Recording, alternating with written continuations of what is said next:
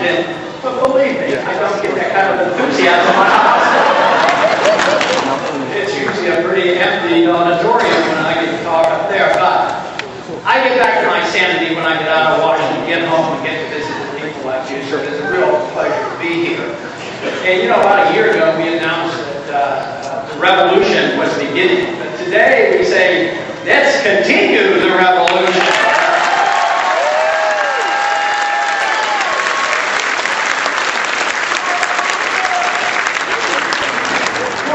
Started, I want to make sure everybody here, I'm sure you already do know, but Mark Cross put a lot of energy into this activity tonight. Not only that, but organizing this county and around the state. If we have somebody like Mark in every state, believe me, this will turn into a grand revolution.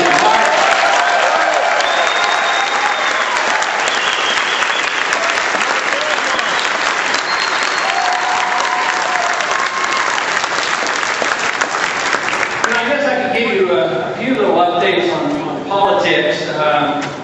I hear that Peter Schiff is doing quite well.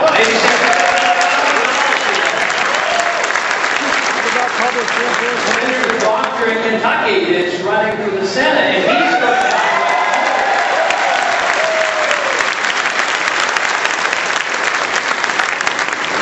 media has, been generous at talking about this at times about what he's doing. And they asked me about giving him any advice. And of course, I don't really give him advice. And I've suggested things and asked him questions. I said, are you really sure you want to give up a perfectly good medical practice and go into politics? And he said that I had no room to even question that. But all of us have other things to do, but we're all engaged in the preservation of liberty. And that shouldn't be our goal. That should be the goal of all political action, is the preservation of liberty. With our freedom, all our other problems can be solved in a much better way than they're ever be solved.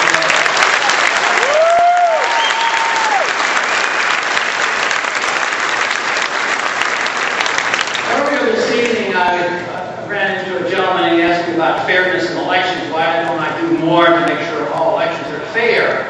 And it is true, elections aren't always fair. There was one time not too long ago that I had a problem with election. It was in the early years of the 1970s where we actually thought elections were stolen. But this should surprise us all, because don't we have a very active CIA making sure all the elections are fair around the world? And if the election doesn't come out quite right, we have a new election, and we do it all over again.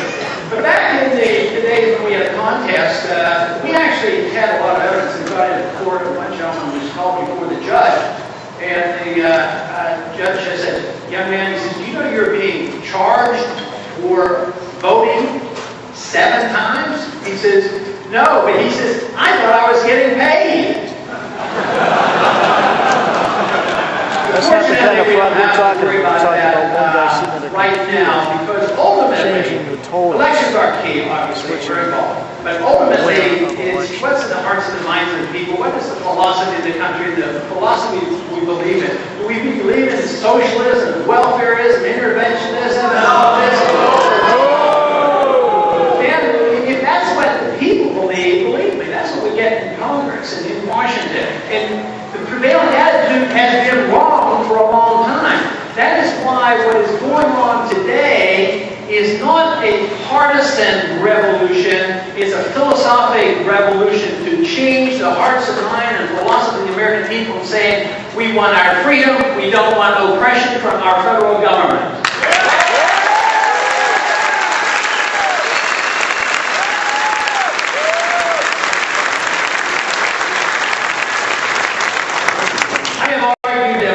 We are successful and we're becoming more successful all the time, it will affect across party lines. It's very difficult to introduce new ideas in a new party because all the laws are biased against competition. We don't have a very good democratic history in this country because it's narrowed down to 2 parties, and when you look closely at them too often, they look like they're the same party. The money party! The money party! For that reason, parties, and I certainly have worked in the Republican Party and been a Republican congressman. But what we need to eventually do, though, is to make sure these ideas are across party lines. Now, when we're successful, the ideas will permeate. Just like Nixon explained it all to us on August 15, 1971, he said, we're all Keynesians now, and he was absolutely right. But today, we have issues that we have made very bipartisan for the right reason. Sure, you can say it's bipartisan when you're handing out, TARP funds and bailing out, so-called bailing out the economy, and Republicans get together and rip us off, and they call that bipartisanship. I'm talking about the other kind of bipartisanship where ideas permeate. And I would say that we have achieved this to a large degree, calling attention to that very important issue and getting both Republicans and Democrats on board on auditing the Federal Reserve System.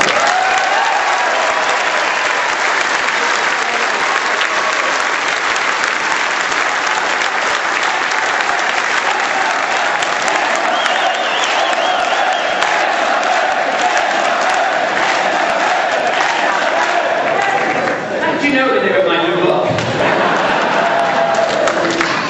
But, like I was saying, this has been a bipartisan effort. We have all the Republicans and we have 104 Democrats.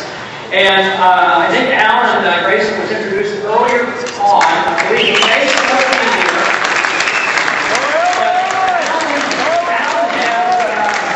Alan has actually, got a lot of help for us in getting a lot of Democrats.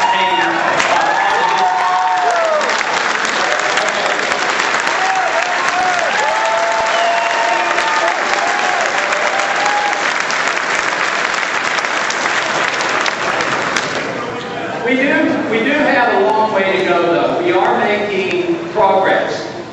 But when we see crowds like this, people who are not strongly identified with one party or the other, that are willing to work hard to promote liberty, believe me, we're on a roll, and we have to continue this. We have to continue the momentum. This is the key. But we have to know what we believe in. And, of course, it can be summarized rather easily. Liberty, most people talk about liberty, but people really define it and understand it. Liberty to me means I have a right to my life, to my liberty, and to the fruits of my labor.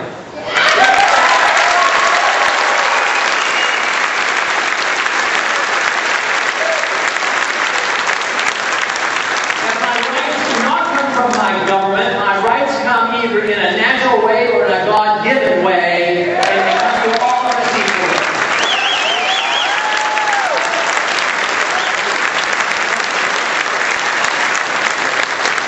And if we are to have a small government, that government should be restrained in limiting its powers and authorities to the protection of our liberty and nothing else.